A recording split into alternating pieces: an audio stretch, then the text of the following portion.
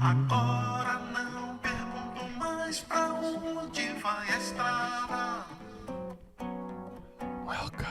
Agora não espero mais aquela madrugada. Welcome.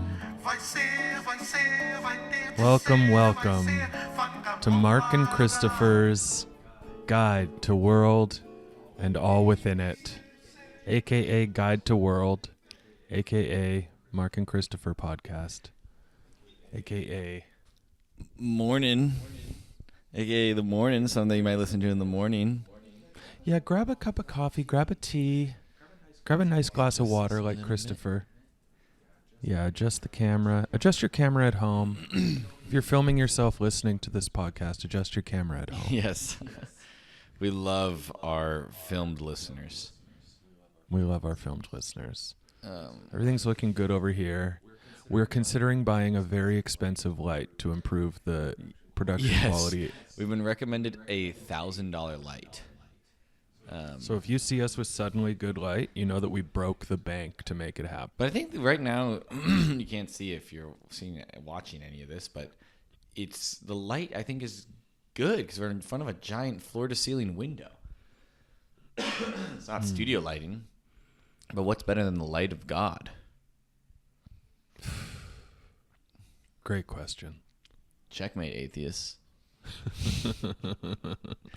This godless man recommended us a $1,000 light, not knowing we could go outside for free. He's certainly godless with a recommendation like that. So I'm done up in my favorite blanket. Mm-hmm. And I'm wearing a hoodie that I feel completely neutral on. Oh, yeah? Well, I like it. I stole it. Well, I did my study abroad in Japan, and then one of my friends, Yasu, who I met over there, came and visited me when I lived in Chicago, and then he left this hoodie here, and I think it is a really great, just everyday hoodie, a good neutral wear. So I'm really giving background character right now. I've got a gray graphicless hoodie on with blue jeans that fit me near perfect. So You got a pink T-shirt on underneath the hoodie. yeah, but that's sort of hidden for now because That's you peacocking. yeah, that's yeah, the That's your peak bit of of pink flair. coming through the crew neck of the hoodie is a little bit of peacock. What's on the T? It says there's a picture of cherries and it says Mon chéri, which I don't know what it means other than related to cherries. Do you speak French? Come on, Yeah. Mr. Canada, what does it mean? My dear. My love. Really? Mm-hmm. Wait, so it's not related to cherries at all? No, it's a pun. That makes sense. Mm-hmm. Mon chéri. Does Yeah. chéri also mean cherry? No, Okay, it's a joke for English speakers. it's a pun. Got it. So I'm wearing the equivalent of like a bunch of Chinese characters that say Kung Pao chicken instead of like water, earth, heel. No. Okay. All right, then I'm not. You're wearing the equivalent of like, what's the Spanish word for love? Amor. Amor. Okay, that's not going to work. Give me a different Spanish word. Just give me a bunch of Spanish words. Planta. Rincón. Calle. Edificio. Ventana. Pared. Piedra. Ventilador. Torre. Okay, Torre. That means, what's that mean? Tower. No, I still can't do it. Flore. Espera. Flor. Wait, what's that mean? Flower. Flower? Let the bodies hit the floor. There we go. Got it. Yeah, so it would be You really just would said be 12 just unconnected words. who made Let the Bodies Hit the Floor? Oh, frick. Okay, so whatever that band was, Oh, frick. whatever that band was, we're going to put a logo of that Is band. it Disturbed? I don't think so. Okay. And then it's going to be in Spanish. It's going to say something flores. Okay. Flore. And then Oh, it's just Flor. Flor. flor. and people will think it says "let the bodies hit the floor," but it won't. It'll say like I bought you flour. Or I like to bake with flour. Yeah. See, these are bad examples just because we're forced to come up with them on the fly, whereas the geniuses who came up with Mon Chéri had a bit of time to think about it. Yeah. Also, nothing funny can ever be said in the moment, famously. It has to be pre-written. Here's another example. You know Cher, the singer Cher? Yeah. So instead of Mon Chéri, it would be Ma Chère, Okay. Chere, Okay. and it would be a picture of Cher, but it really means my dear. Okay, cool. So that's just another French pun. Yeah. Yeah. No, that's awesome. We like to use the first 10 minutes of every podcast to absolutely waste each other's and your time. Well, here's my favorite question that I want to ask Mark right now, which is, I saw you last night. We went to an open mic, but then you mysteriously disappeared. And I'm curious what you did after I didn't see you.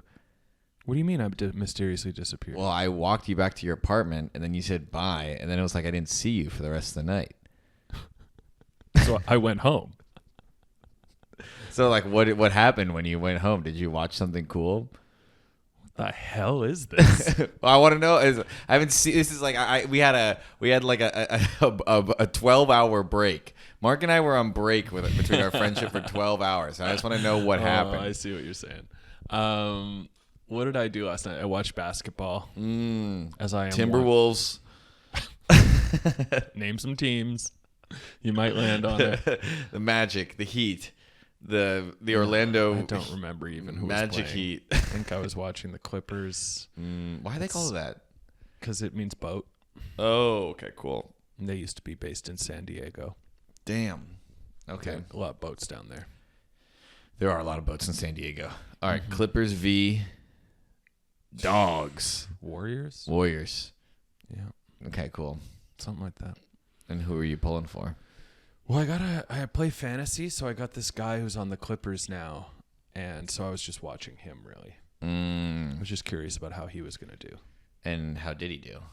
Very badly. Okay, cool. Very, very, very, very badly. How's your fantasy team doing? Not well. Okay, got it. I win a lot. Yeah, I feel like that's what you told me, is that you're like usually a champion. Yeah. So this year I've been in third. I just dropped to fourth last night. Oh, man. Horrible, horrible season. Yeah, how long do you have in the season? A matter of weeks. Okay, so do you think you'll be able to tighten it up? I don't know. Trim the fat? I made a good trade. Get that revenge body? I'm hoping I can get that revenge body. So what did you do last night? You watched Neighbors. I watched Neighbors. Oh, yeah, we talked about this show, Neighbors. And after making a bunch of jokes about weighted blankets, I did lie under a weighted blanket. And I ate an apple. Yeah, you made a joke. So last night we were talking about weighted blankets. Yes. You made a funny joke. I did make a funny joke. Do you want to share it with the listening audience? Yeah, here's the joke I'm working on right now. Okay. It is, I've been feeling pretty anxious recently. They say that weighted blankets help with anxiety. I don't know if I'm going to be able to weighted blanket myself out of a war with Iran. Good. It's really good. It sounds even better when I can hear the echo of my voice. The issue is I've already heard it. Yeah, that's true. Yeah. But I like it a lot. Dude, me too. Thank you. I had a tag for Yeah, you. What was Mark the wrote a tag? really good tag, which is they say that the heavier the blanket, the more easier anxiety. I might need a soft anvil. Yeah. I think that one's really good. Yeah, I wonder if anvils come in soft. Something like that. And then I was writing a joke last night. Yeah, Mark. We had went some to an great open. jokes. We went to an open mic last night. We and busted that open wide, Mike. It was one of those. Christopher really making Christopher laugh this morning. We busted that open wide, Mike. Great. That's good, man. That one is goated. I'm going crazy.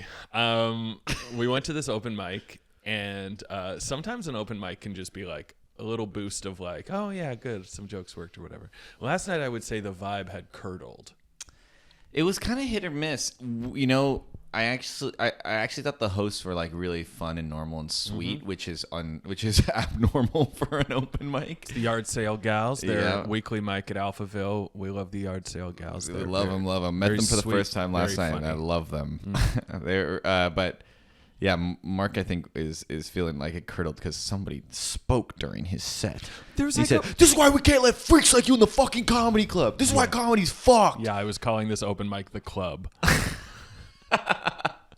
Oh, great, another fucking heckler. But there was truly someone, this guy who was like, he wasn't heckling in the way of like booing or criticizing, but he was like, he's just chiming in. Yeah. And what was crazy is that he was like a comedian. So he had gone up and did his set. I went up right after him. And then at one point in my set, he just chimed in. And you're like, I'm working on jokes here. Like, don't chime in. I'm not trying to do crowd work right now. What was your setup was like salt and pepper. Everyone loves salt but hates pepper. So I was trying to just start this joke that I was telling Christopher about last night, and the joke is basically like, what is happening? I feel like to I you? can feel sneeze coming out. I'm trying to make it come out quicker, but it's not working. I think the word pepper triggered me. You don't think about how much you trigger me with your humor, Mark. I feel like every minute and a half you're either coughing, burping, or sneezing now. I have not coughed or burped. You have coughed and burped. I burped today. But here's how you burp. You go, anyway. Oh, I hold it in. Yeah. But Out what of are these- respect. what is your diet? Out of respect for What you. is your diet? How much soda water are you drinking every morning? It's the morning. How are you having these burps? I would wake up, I take the bar gun to the face. I got a little bar gun right next to my bed. Oh, bar gun. And then just put the soda water right in my mouth.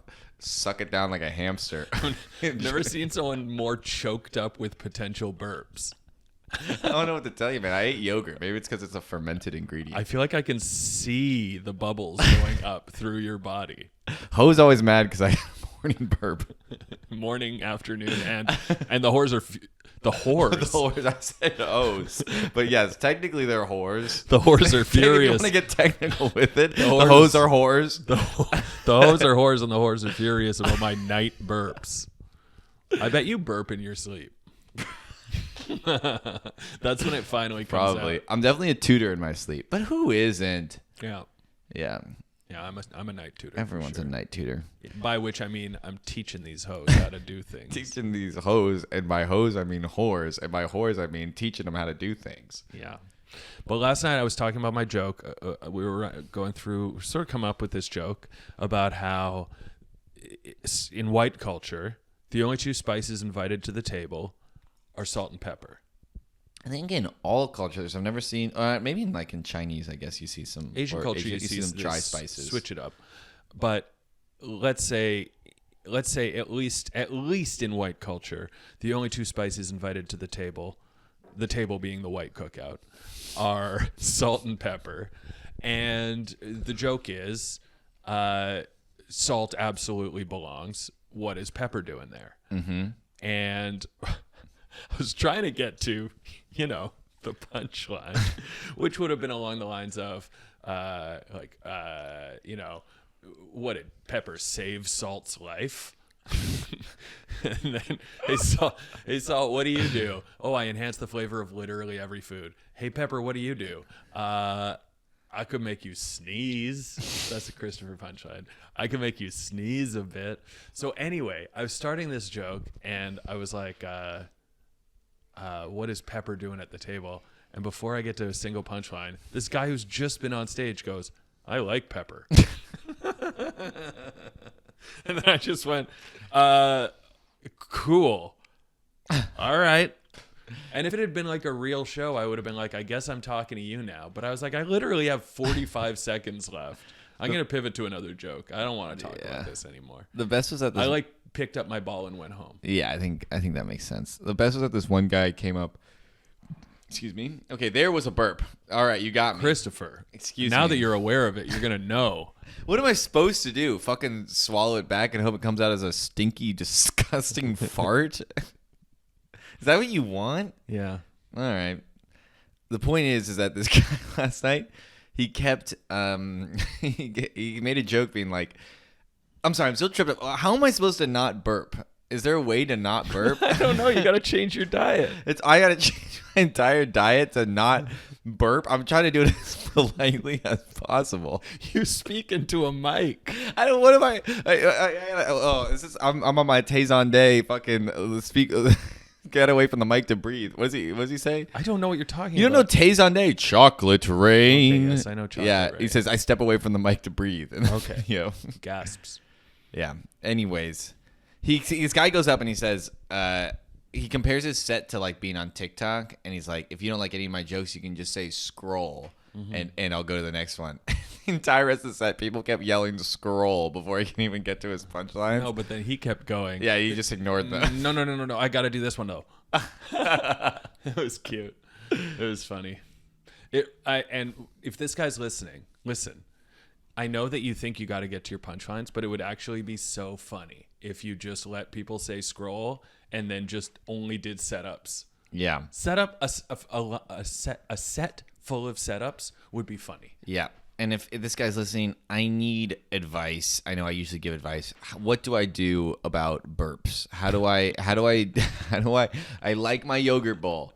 All right. 1, I like my yogurt bowl in the morning. Yeah. 2, I like eating eggs in the afternoon. 3, I like eating whatever the fuck I want for dinner. So how do I keep that diet? 4, I inject a syringe full of only air into my stomach the moment I wake up.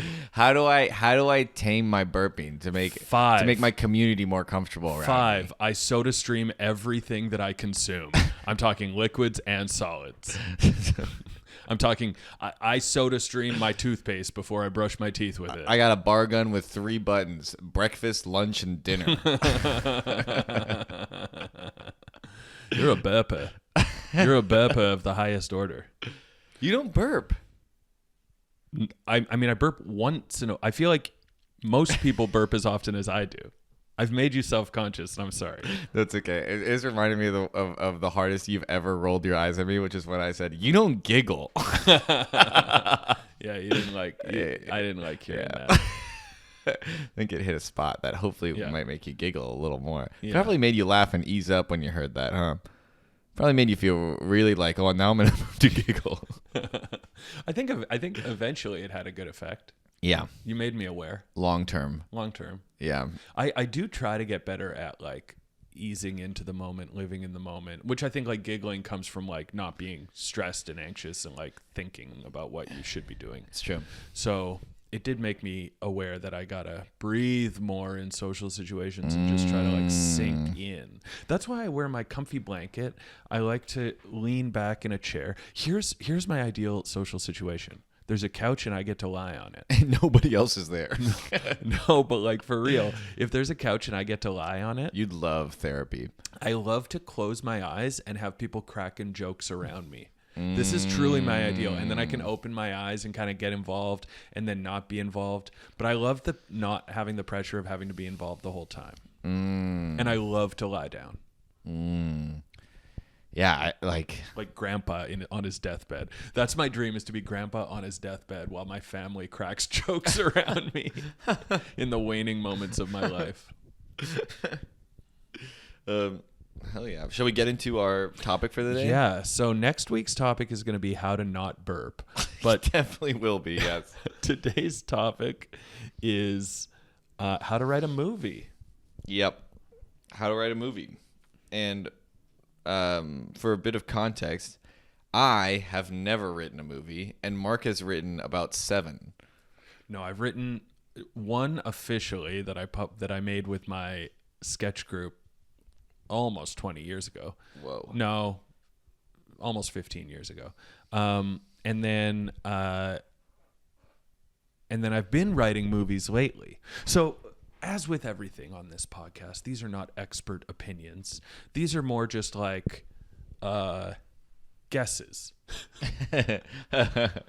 Well, how do you feel looking back on your Picnic Face movie?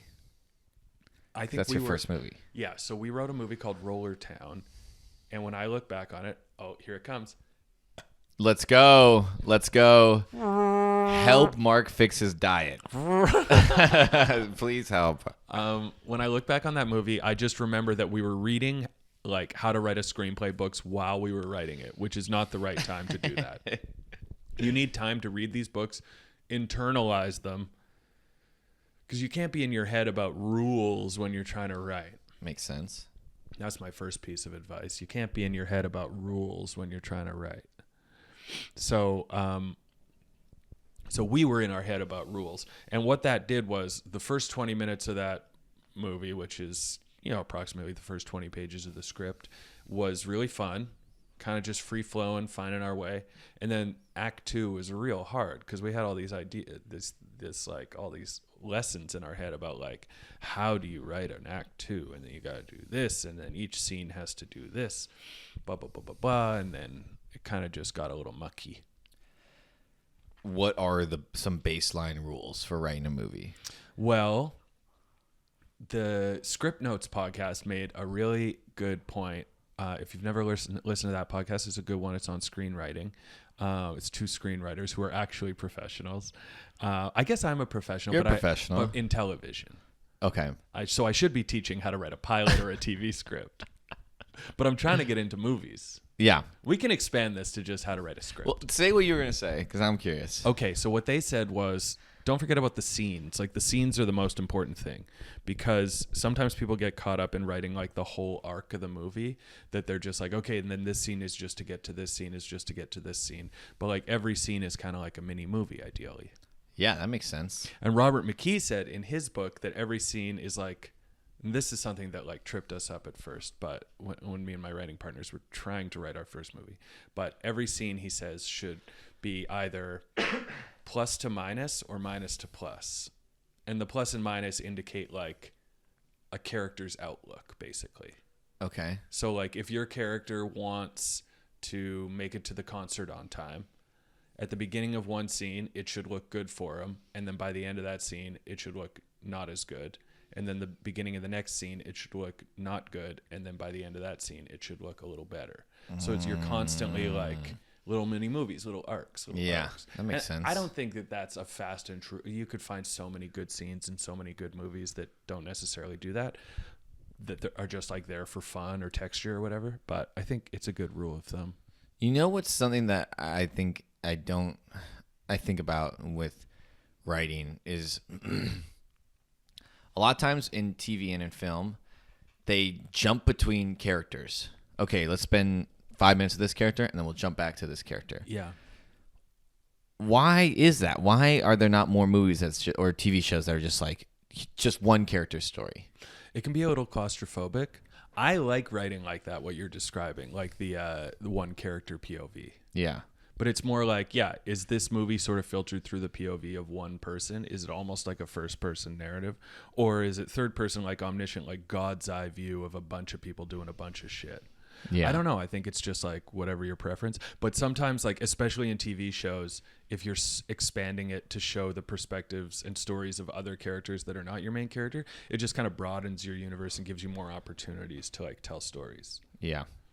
But like sometimes the claustrophobia of just focusing on the main character can be fun. Like in a Safdie's movie. Yeah. Yeah. You just drill down on that one dude. Yeah. And I do mean dude. Those movies are so fucking stressful. I never feel good watching them. I like Marty Supreme, but That's the one? There was an hour in that movie that I was like, this better not just suddenly end. Uncut Gems, it just ended. And I was like, fuck this. How did it end? I don't even remember. Spoilers, skip 5 seconds ahead if you want to hear it. Adam Sandler just gets randomly shot in the face. Well, I forgot about that. He's like wins his like triple parlay bet, and then like it's too late for him. The guy just walks in his store. Oh, because he owes money. Yeah. Yeah. And that's why you don't gamble, because you will get shot in the face. Exactly. Gambling is a gateway drug to getting shot in the face. Yeah, which is the ultimate high. Probably is. Yeah. That flash of that right before your death. That's Whoa. DMT, right? Yeah. Yeah, that is DMT. Da Mother Teresa. The Mother Teresa. That's the only DMT I care about. So let's think about how to write a movie. And I'm going to think about it from my own perspective, someone who's never written a movie. Okay. I think the best way to write a movie, having no experience, the advice I would give is to just start filming everything. And then stitch it together afterwards. Oh, interesting. Like a documentary, but however you want to do it. So you're sort of talking about how to make a documentary. Yeah, that's how to make a movie. Yeah, how to write a movie. Yeah, I didn't specify. You also didn't say how long the movie had to be. That's true. These are all my bad. My bad across the board. So right now we're making a movie, Yeah, we're making and we're writing a movie. Yeah. Yeah, so that is the key, is that I said how to write a movie. Yeah. Okay, so Christopher, you're exploring your first foray into trying to write a pilot right now. Yes. Okay. And I have no idea what I'm doing. Whenever I sit down, I just think about things that I just watched or that I have seen that I love, and trying to replicate that energy. What are some of those things? So like I was just thinking about, like, we were just talking about that show Neighbors that you said it's like produced by one of the Safdies, right? Yeah. So And it has that energy. yeah, and it's a docu series just about neighbors that are just always getting in fights, and It's so good. yeah, it is incredible. And I was thinking, okay, every scene, it'd be awesome if there was maybe not every scene, but most scenes would be awesome if there's always a point like conflict happening, because that's always what's happening between these neighbors, and it just drives the plot. Like, it just fucking glues me to my seat. Like, during a time when it's hard for me to want to watch TV, I can't. Like, it's very rare that I want to sit down and keep watching. Mm-hmm. So. Well, that's because there's no porno on TV anymore. Yeah. They used to give me 30-second porno breaks between the scene, between every scene. Every time the screen transitioned to a different location, it would say porno break and give me what I need. Yeah, you had a specially tailored YouTube break.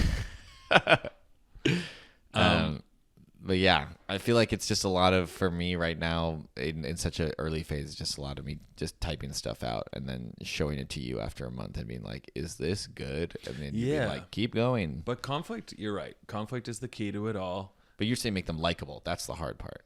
Well, I mean, you cannot. Like, I think we like likable characters, even though that seems like Hollywood speak. It's like, we like the redeeming qualities of Marty Supreme. Even we like that he has like moments of loyalty. I mean, it doesn't have to be likable in terms of moral, but he's charming. He's a charming rogue. Yep. You know, and charming is good. Like Nicolas Cage in Bad Lieutenant, Port of New Orleans is a piece of shit, but he's still sort of like fun. So like likable is whatever. That's a good movie. Oh, it's. I should watch that one. So good. You have been on it with your movie recommendations. Mark recommended me another great movie, Blade 2. Yeah. Which I don't know if you remember, Mark, but there's one scene where they introduce this like gang that they're like about to run with. It's almost like a heist type crew, and they're like, you know, this is Rick. He runs the bomb squad or whatever. And then they point at one guy and they're like, these are assassins, and he just goes like this. Which, if you're listening, is he taps his chest, hits the bottom of his chin, and then puts a finger gun out in like one swift movement, and then you realize that he's mute. Oh yeah. But I don't know how that. Maybe that's genuine ASL, but he's also a vampire, so I feel like it's a different. It's different. Yeah. And ASL stands for American Sign Language. Oh, okay. Like the ice bucket challenge. By the way, I was trying to see if we could come up with a joke for ASL, but you know what? Sometimes the straightforward answer is what's called for. Absolutely. I want to show you something. This is so random and aside, but I can't stop thinking about it. Okay. And this is kind of a movie if you think about it.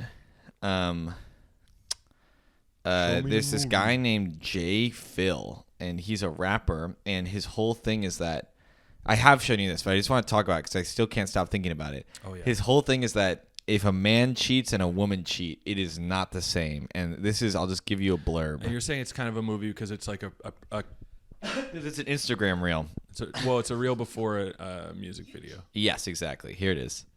You cheated on me. You cheated on me too. We both cheated. It ain't the same. How?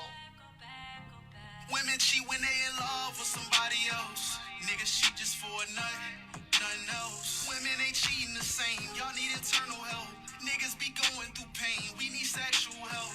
Women gon' cheat for deep emotional connections. Niggas gon' cheat just for some physical affection. Women will leave you just to go back to their exes. Niggas move on, it's whatever, on to the next bitch. Women will put you to the side cause they got options. Niggas got bitches on the side cause they toxic. Women sneaky, they cheating way more demonic. Niggas don't cheat like women do, it's common logic. It ain't the same. Wow. Just listen. Regardless, it's still cheating, but it's different. You Yeah. So Truly a galaxy brain take. that I just wanted to share that because it's been top of mind for me for the past month and a half. That song has just been echoing in my head. And that connects to this. What were you thinking of? Well, I would say the connection is that that's an incredibly dynamic character. I mean, it's definitely a character with a strong perspective. Yeah. And that's important. And you gotta love the part at the end where he says, regardless, it's still cheating, but it's different. Yeah. He's sort of making a small concession to her point of view, but then reinforcing his own. Yes, exactly. Yeah. So, okay, here's one thing I want to talk about in terms of movies. Yes. I want to talk about how I want to talk about the inciting incident. Okay, yeah, let's talk about it. You heard of this? No. So this is called so my favorite movie writing book, and this is like kind of baby brained thing to say. I really love Save the Cat. You told me that you don't like saving the cat when you write stuff. Well, I don't like that. I don't think that that's as critical as it's called Save the Cat. Okay, so let me explain what that is. Saving the cat means like, oh, you've got an unlikable character, but he's like a corrupt cop. What's it based on? Some Al Pacino movie. He's a rapper who thinks that men and women who cheat are not the same. Sure. So you're kind of like, I don't like this guy. I don't want to watch 90 minutes of this guy. So the theory of Save the Cat is like in the second scene or whatever, first scene, second scene, he literally saves a helpless cat from a tree or from a sewer. He helps pull a cat out of the toilet. This cat's going to die in this toilet. A really bad guy would leave the cat in the toilet. Yeah. He helps tug the cat out. And so then the audience goes, oh, he's actually got a good heart somewhere deep down in there. And Maybe he's more misguided. Yes. So that's the theory of Save the Cat, which I think is not as important as the book makes it seem based on the title. But overall, the book is just sort of like beginner's guide to how to organize a movie. Mm-hmm. And I find it really helpful. I still find my brain sort of drifting in that direction sometimes. But basically, they call it a catalyst. Other people call it an inciting incident. What it breaks down to is you've got the routine of your world. Mm-hmm. Okay? What's a routine for your world, Christopher? What's your day-to-day routine? I eat a yogurt bowl. I go to the gym. Yeah. I usually walk to the water. And you have a look. Yeah, and I have a look at the New York skyline. Oh, wow. This is already painting a beautiful picture of a man. Okay. We're going to call this movie Christopher. Okay. So the inciting incident is the thing that interrupts your routine and becomes something that thrusts you into a world of difference. Okay. An accelerated world, an unfamiliar world, one that's unfamiliar to you. Okay. Like I see street racing happen. Yeah. Okay. So let's say this.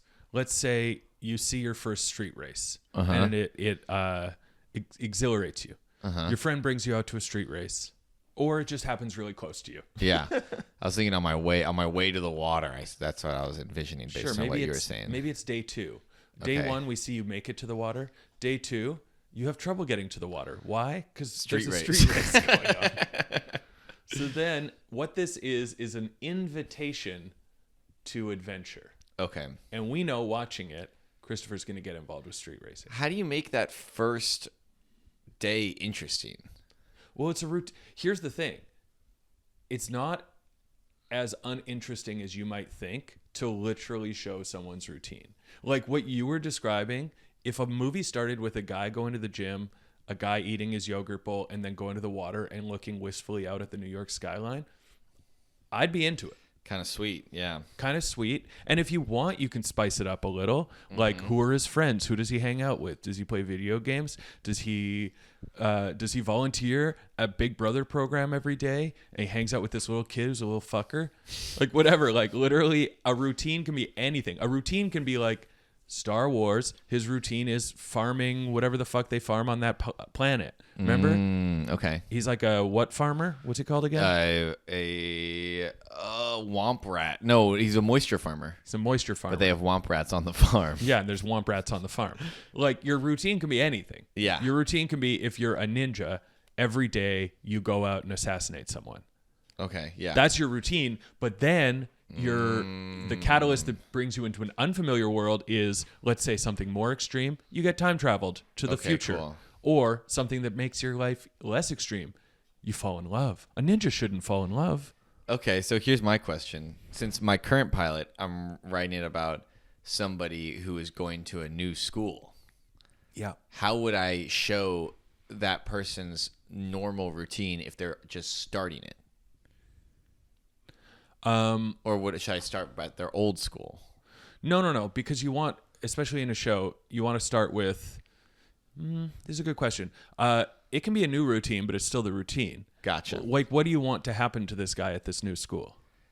I want him to like climb the ranks of the social order.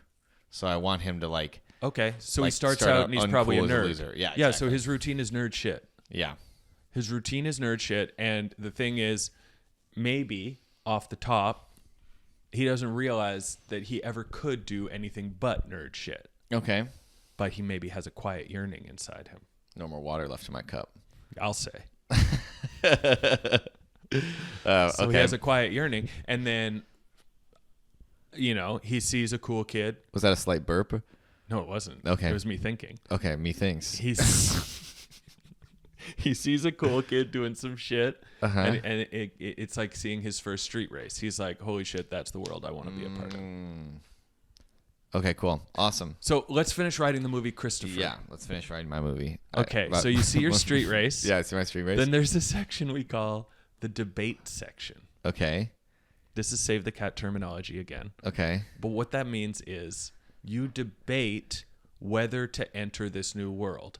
And in the debate section, it shouldn't be like token debate. It should be like, when Luke Skywalker is debating whether to go into space, it's like he's going to have to leave his aunt and uncle behind. He's going to have to leave his planet behind. He's going to enter completely unfamiliar territory. And that's scary. Yeah. And then in a kind of cheap way, they're just like, yeah, well, actually, the aunt and uncle got murdered. So Yeah. pretty easy choice now. But for you, what is it that makes it scary to enter the world of street racing? Is it dangerous world? Might die. You might die.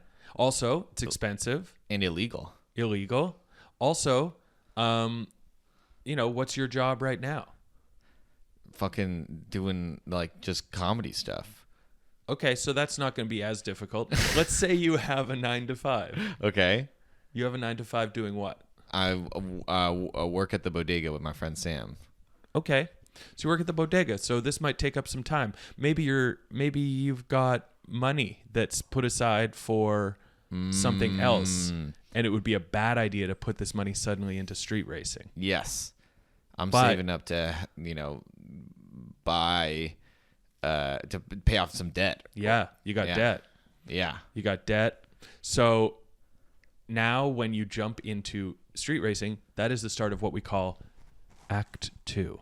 Okay. So the debate section is the end of Act 1. And Okay. then when you enter this unfamiliar world, that's Act 2. Meow. New.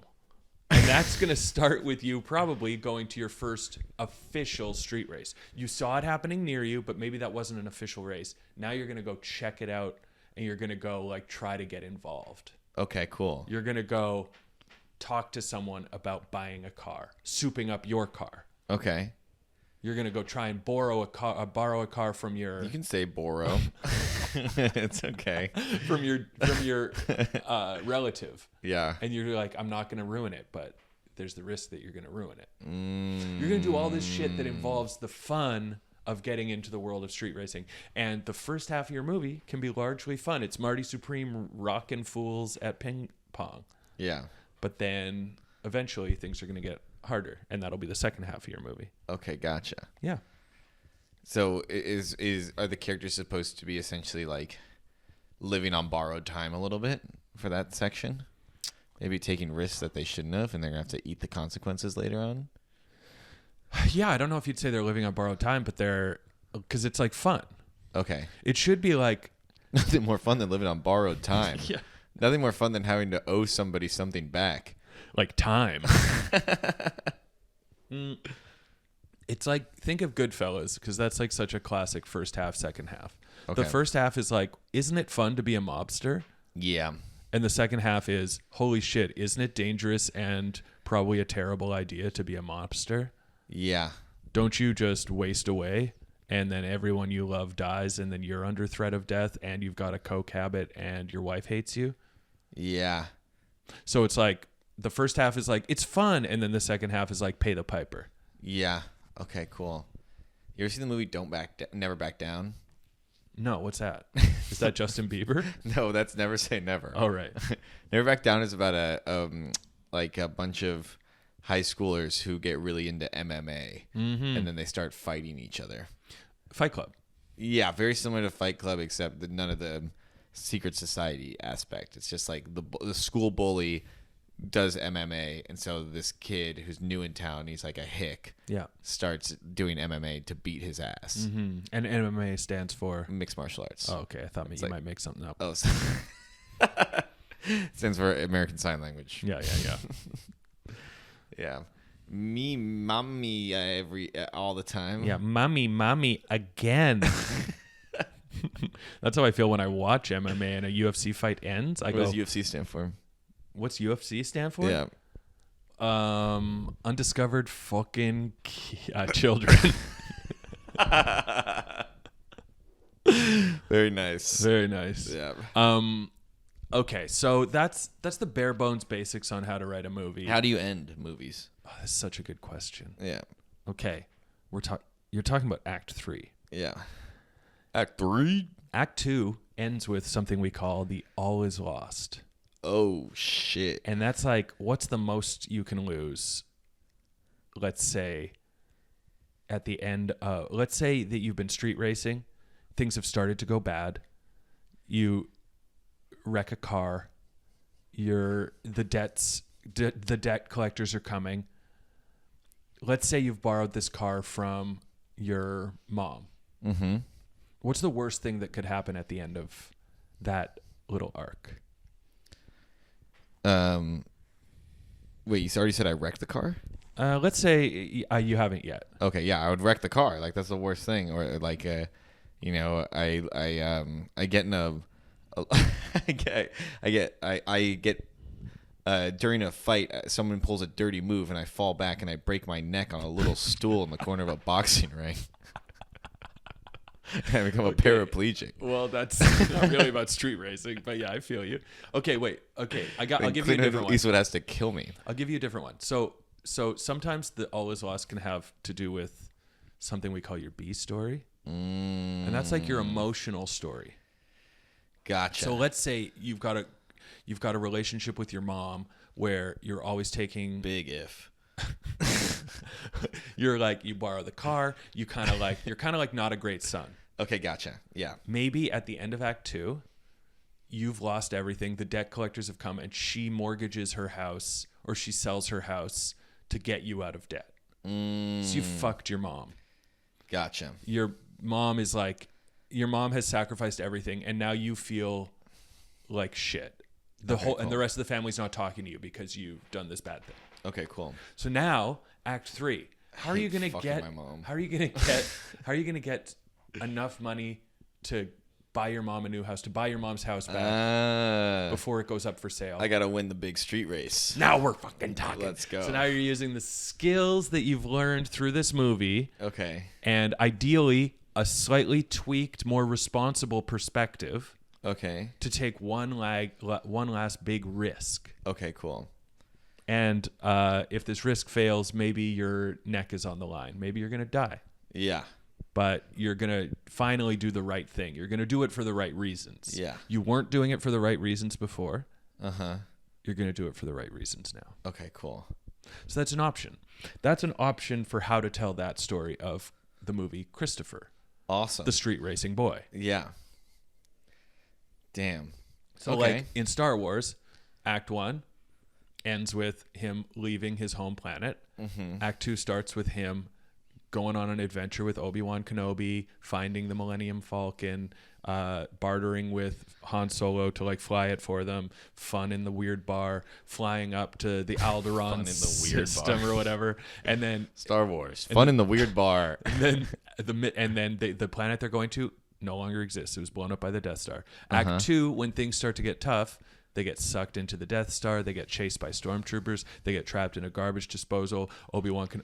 Act 2 is the longest, yeah? Yeah. Okay. Act 2 is like half of the movie. Yeah. Act 2 ends with the all is lost. Obi-Wan Kenobi is killed. Yeah, fuck. That's the guy that he was relying on to show him the ropes. Now he's going to have to do it on his own. When Obi-Wan Kenobi died like that and his robe fell, that was the first time I ever saw a video of anybody dying. I thought that's how people died for like a year. Yeah.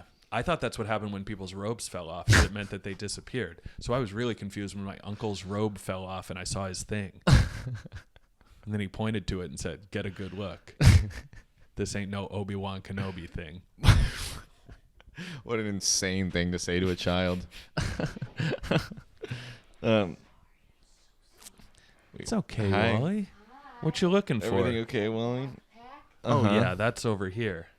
We have that perfectly positioned, so you have to come into the podcast to get it.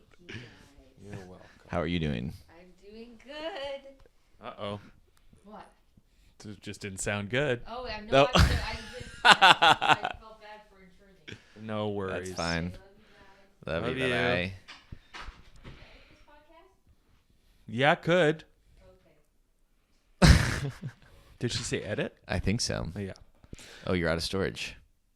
Oh, no, it happened again. Why don't we'll take 2 minutes. Take 2 minutes. Take 2 minutes. Delete your WhatsApp. That'll help. Did you delete the video from yesterday? That's the great question. Yeah, delete some of the others. Some of the others.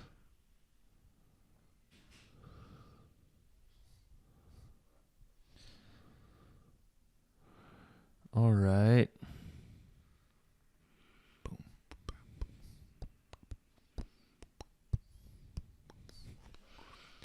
Let me delete you. Do we have any listener questions? Sort of. Okay, cool. I'll show you what we got. We should wrap this up in like within the next 5 minutes. Once you start recording, then we'll do listener questions. True. All right, we are recording on that one again. Do a second clap. 3, 2, 1. Okay, we're back. Now, Christopher, do you have any questions about how to write a movie? No, to be honest, I think. Would you like to try and write your own? I want to hear you try and write yours. Okay, Mark. Okay, What's your routine every day? my routine every day? Yeah. I jerk it hard. I Okay. pump myself full of Soda Stream. Okay. No, okay. My routine every day. I wake up. Okay. I if I'm in the right space, I do. If I'm like living right, I do a meditation app Okay. just for 10 minutes. Okay. I write. Mm-hmm. I drink my coffee. I smoke my little stupid little cigarette, Okay. and then then I go to a coffee shop to write more. Okay. Cool. Kind of a boring life. Yeah. This is largely because my leg is injured, so I can't go to the gym right now, and I can't go to the cold plunge sauna right now. Yeah. So maybe you want to weave that in because I got an injured leg. Yeah. Okay, cool. So you are at home all day. Your leg is up because you can't move it because you got in a really bad skiing accident. Okay. Sure. So one day, but you spend all your days looking out that rear window in your apartment. Okay, good. One day, while being while looking out this window, just looking into other people's homes, you witness what you think is a murder. Mm-hmm. And this sort of This is a good catalyst, a good inciting incident. This sort of sends you into a world of becoming like a detective. You're like you want to be a detective, or like you're just like you're at home all day. You're cooped up. You're like this is my escape. Mm-hmm. So you get all into being a detective. Mm-hmm. So you start seeing this guy. He's moving around. You think he keeps on inviting well, you see him like with kids sometimes. You're like, oh, what's going on here? And then you see him win a bunch of elections, and then you spend all your time on your computer listening to this one guy named Q, and then you bankrupt your mom because you spend all your money on fleshlights, and then These are sort of the taking a rising turn. action is that January 6th comes, and then the falling action is that you put on that shaman costume that we saw at the beginning in that museum. Sure. And you break into the museum. Yeah. And you wear it, and then Okay. you go to the White House. Yeah. Everyone else goes to the Capitol, but you go to the White House. Okay, cool. And you break in. Yeah. And it ends. And then it ends. Okay, so And right when you open the door, you go, "Whoa!" And then it ends. so what's my all is lost moment? You're all is lost. Okay, well, I'll do this for No. I want you to stick with this. Okay. I'm a January 6th rioter. You're a January. Okay. You're cooped up at home with an accident, and the other world is like a guy who gets sucked into like an alt-right pipeline. Yeah, You're like, I get sucked into an alt-right. You get pipeline. red-pilled. I love this. Okay, so you're the only person who like is like with you is through the entire thing is your girlfriend who loves you, but then at a certain point, you start thinking that she's in on the plot and that she's like a reptilian, and you lose her. So now you are like truly all alone, and then you turn. Oh no! Here's all sauce is that you turn on the other Qers. Or they kick me out of the group. And They then- kick me out of the group, and that's all I had. Yeah, you have now you have nothing left. And I was living at the clubhouse. Yes. I was staying in the QAnon treehouse. Yeah. Yes. You were in the QAnon treehouse next door. Yeah. And now I got nowhere to live. Yes, but you've developed all these research skills.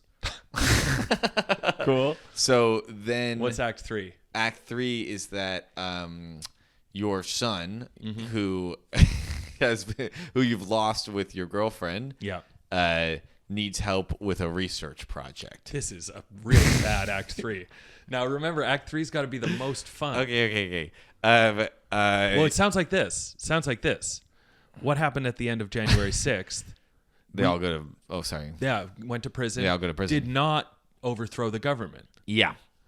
Well, it seems like if I'm not part of the group, possibly I'm not part of the group anymore at the All Is Lost because I'm too zealous. I decide in Act 3, I'm going to take down the government by myself. Yeah. Yes, I think that's great. I don't have my buddies, but I'm going to follow through on the mission. Yeah. And you go on January 7th. Yeah. I go the next day. yeah, All of this happens in one day. Yeah. But you are able, because you are so much more into it than them, you're able to get past double the security that they were able to get past. Yeah. I'm nimble. Yeah. And you get, And I use all the disability ramps. I'm able to park in the good spots because of my leg. and you get in, and you realize that the conspiracies you've been peddled are a lie. What would be something crazy to discover? You find out that the government is in a different type of conspiracy, maybe.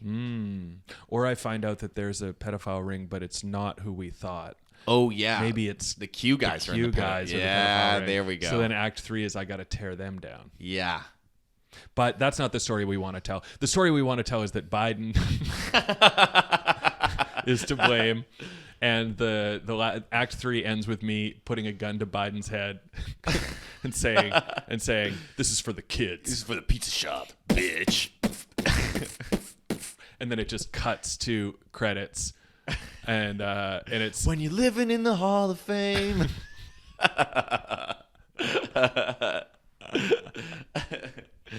hi. Yeah, it cuts to an Illumineers song. Hey, oh. How's that song go again? Oh shoot! It goes. I don't remember. I'm thinking of la da da da da da da da. That one's by Monsters of Men or whatever. Illumineers. What's an Illumineers song? Oh, wait. Illuminati Hotties is a band that is coming up that I've never heard of before. Oh yeah, it's just Lumineers. Just Lumineers. Hold the. Ho hey. It's just the Lumineers. It's not the. Hey, you know your band name, the Lumineers? Drop the first the. Do you like the Just the Lumineers. Do you like the Lumineers? Because hey ho. Oh yeah. Okay, so this is the song I put a gun to Biden's head. And just as the sound of the bullet is starting, this plays. Wait, no. I've been trying to do it right. I've been living a lonely life. I've been sleeping here instead. And then it's the credit show, like scrolling photographs of me having fun with all my QAnon buddies during better days. Wait, no. I have a real movie I'm going to pitch you. Okay. I have a real movie. Okay, so you're at home. Your leg is busted. You're doing your meditation. And you do look out your rear window, but you see that your neighbor is on the roof on the second day. This is your first experience with the other world with a jetpack. Oh, And you're like, whoa, that's cool. Okay. And your neighbor like goes up and just jetpacks away. okay. And you're like, whoa, that's crazy. Mm-hmm. So then you start getting in the habit of watching him every single day. Jerking it. Yeah. yeah. You find yourself weirdly turned on by the entire process. Yeah. But you go over and you get a turn with the jetpack. You have to debate about it first because you see him. You're debating about it because you see him really fuck himself up. And and then you look at your leg and you're like, fuck, am I gonna like bust myself open again? So then you're kind of like help you with the schematics, the jetpack, but then eventually you're like, no, I want to fucking get on the jetpack, and you start rocketing it around town. You can get anywhere on time now. Previously, you couldn't get anywhere on time because your leg. Because my leg. Yeah, and you have the best views in New York City. You're taking hot chicks on dates with a jetpack. Okay. You are able to. Have I stolen my neighbor's jetpack? No, but you guys have an arrangement. Let's say like maybe like it's like a joint custody. So you get it for certain days. Really, so far not as good as your QAnon movie. I'm gonna be honest. I gotta steal a jetpack. I thought these characters are supposed to be likable. They can't function within a community in a healthy way. I said they don't have to be moral. All right, fine. He he betrays the friend, takes the jetpack for himself. Yeah. And he that leaves the friend without any income. Oh, he was a jetpack tour guide. Yeah. And then in the second half, maybe now he's got the jetpack.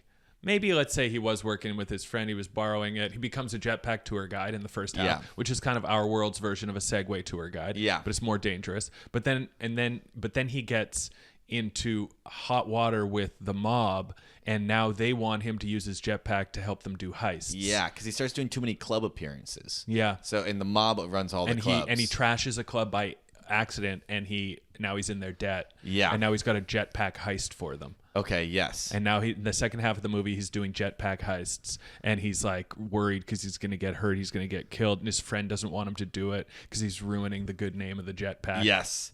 The jetpack was made for spreading Tourism. information, Yeah. for sharing things. But now there's only one. He breaks all the other jetpacks. Only one jetpack in the city. Yeah. And then he breaks the one jetpack. He breaks the one jetpack, and then And or he's the down. mob steals it. Yeah. And they leave him for dead, or they try and kill his friend, or they do kill his friend. Yeah. And now he's got to make his own Now he's got to bring his jetpack. friend back to life. And he creates a Frankenstein version of his friend with a jetpack and launches him at the mob, and he blows everything up. Wow. But I think the end of this movie is he makes his own jetpack, or he Movies are dramatic, man. I don't want these characters to have to go through this stuff. I want them all to just live in a really happy community. So show me family. Hi. okay, we got to wrap this up. But any last questions or thoughts on movie writing, Christopher? No, but should we do one quick listener question? Okay, but I got 4 minutes before I have to do my meeting. Perfect. Let's just do one. Okay. So this is not a listener question because we don't Okay. have any at the moment. So if you're a listener or a viewer, write us a question at Mark and Christopher Guide to World Instagram account. Yes. Send us a DM with your question. Any advice at all. Yeah. Any advice. Here's an interesting question I found on the Reddit screenwriting thread. Okay. To the produced screenwriters here, what are some questions up-and-comers aren't asking but should? So that's a question about questions. And then here's some of the answers. The first question every up-and-comer Well, we should can answer it. Sure. Okay, first question every up-and-comer. Yeah, I'm reading it. Okay, sorry. Should ask themselves is, does screenwriting bring me joy? And if so, how much? Enough to spend 3 to 5 years doing it for free? And if the answer is yes, you're chasing the right dream. Now, I will say someone answered someone responded to the response here and said 3 to 5 years is actually on the low end. You got to be ready to do it for free for closer to like 6 to 10 years. Damn. But so that's a question. Christopher, are you willing to do this for free for many, many years? Yeah, probably. It sounds fun. It's Yeah. a lot of drama. I have to get over the fact that all my characters are going to get hurt. Yeah. These are my babies. But if you're lucky and if you write the right way, by the end they're going to be better off than when they started. Okay, true. I say you write the right way, but it doesn't have to be the right way. That's just one way to write. Marty Supreme's not better off at the end. Yeah, that's true. I mean, I guess arguably better off for himself. you could argue that he's grown a soul and he cares about his kid, but I think we all know that when the credits roll on Marty Supreme, he's going to go back to playing ping pong Yeah, I think selfishly. you're right. I think He's you're going to right. stay selfish. It's kind of a false hope ending.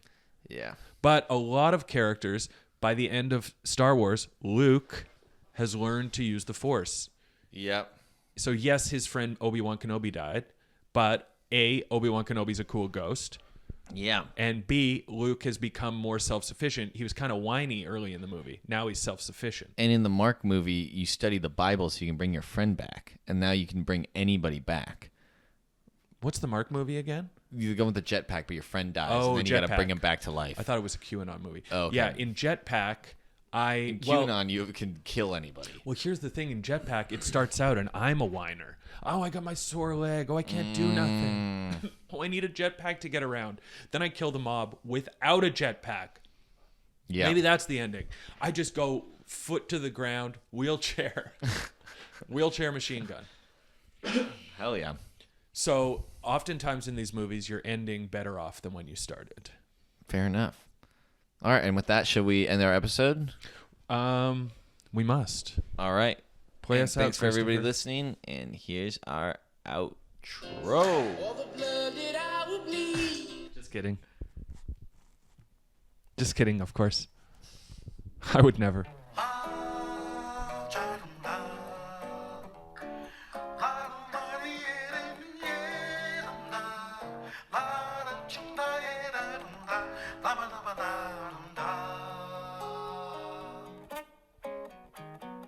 I